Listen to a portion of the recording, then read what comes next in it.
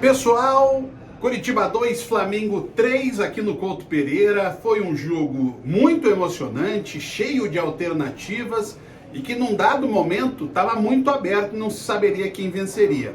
Mas temos que ser sinceros em um aspecto.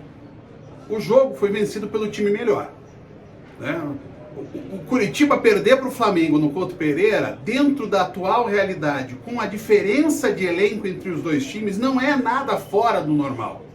O problema para o Coritiba não é perder para o Flamengo. O problema foi ter perdido pontos para o Fortaleza, para o Santos, para o São Paulo, para o Vasco. Só aí eu citei jogos que o Coritiba perdeu 11 pontos, se eu não me engano, se eu não errei a conta, né? Com uma derrota e 4 empates. 11 pontos que mudariam a trajetória do Coritiba no Campeonato Brasileiro. Então, o jogo do Flamengo não é o jogo para você dizer, nossa, esse é o jogo que vai tirar o Coritiba da Série A. São os outros. É quando o Coritiba poderia ter ganho de times inferiores ou de mesma qualidade e não ganhou. O Coritiba joga bem até o lance do gol do Gerson. Mas é a tal da história. A gente falou muito durante a semana em erro zero. Erro zero é erro zero mesmo, não pode se falhar diante do Flamengo. E o Coritiba cometeu 3 falhas. A do Marcelino Moreno, ao chegar seco na marcação do Wesley no pênalti, de toda a linha direita, Fran Sérgio, Robson, Moreno, todo mundo que participou do lance, em especial, claro, o Diogo e o Kusevich, que foram vencidos pelo Bruno Henrique no segundo gol. O Bruno Henrique foi o melhor, disparado, o melhor jogador em campo. E por último, a falha do Lisieiro na saída de jogo e dá o espaço para o Gerson fazer o belíssimo gol que resolveu a partida. Foi só isso? A arbitragem? Sim, tem a questão da arbitragem.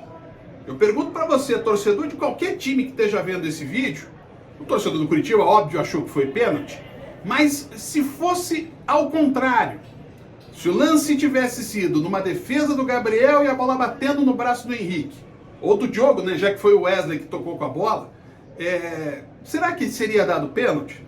Será que o torcedor do Grêmio, olhando esse lance, ficou pensando, caramba, contra o Grêmio é pênalti, contra o Flamengo não é pênalti?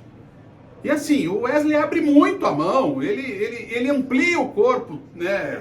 Tem toda uma série de situações. É óbvio que tem quem disse, eu falei até com torcedores do Coritiba, que acharam que não foi pênalti, mas é um lance que a gente vê sendo dado pênalti em vários jogos. E geralmente contra times com menos força política. O Flamengo venceu, repito, porque é melhor. Não jogou bem. Se você for ver a reação da torcida, o Flamengo jogou mal. E o Coritiba teve chances. Eu acho que é isso que deixa. Eu acabei de ouvir o Thiago Kozlowski, ele falando que fica até com uma sensação de raiva. É porque o Coritiba teve 4, 5, 6 saídas de bola errada do Flamengo no jogo inteiro e não aproveitou. O Coritiba teve uma saída errada, claramente errada, que foi essa do final do jogo com o Lisieiro, e o Flamengo foi lá e o Gerson fez o gol. É uma situação delicada. A rodada para o Coritiba foi horrorosa. O Coritiba perdeu, os adversários todos da parte de baixo ganharam, o Vasco ultrapassou o Coritiba, então tudo deixa a situação ainda mais delicada. Por qualidade de jogo, é possível ver o Coritiba ganhando alguns jogos, só que essa qualidade não vai tirar os pontos lá de trás.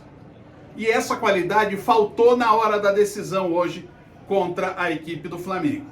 Slimani vai melhorar? Ele é um grande jogador, tecnicamente vai melhorar o Coritiba. Mas a bola precisa chegar nele. O Coritiba precisa ter mais confiança. O Coritiba precisa ter mais força. O Coritiba precisa ganhar os jogos. De só jogar bem, é óbvio que jogando bem é sempre mais fácil ganhar. Mas, do jeito que as coisas andam, o torcedor do Coritiba trocaria uma atuação melhor como foi essa contra o Flamengo por 3 pontos. Ou pelo menos 1. O que ficou muito evidente, como o Coritiba já estava amorcegando o jogo na reta final da partida, porque o empate no final das contas ainda não era o pior dos mundos. A derrota é muito puxada para o Coritiba, que fica numa situação muito delicada. Vai ter que somar pontos até onde não se imagina que some, como por exemplo o jogo em Fortaleza. Quero aproveitar o final desse vídeo para convidar você para assistir a partir desta segunda, dia 21 de agosto, às 3 da tarde, ao vivo, o Bola no Corpo. Um podcast semanal, toda segunda ao vivo às 3 da tarde, em que eu vou conversar com o Valmir Gomes para falar sobre os jogos, sobre os nossos times, sobre futebol. É um podcast de futebol, falando de jogo, falando de tática, falando de técnica, falando de resultados, falando da classificação, e nós vamos falar, é claro, dessa derrota do Curitiba para o Flamengo. Um abraço!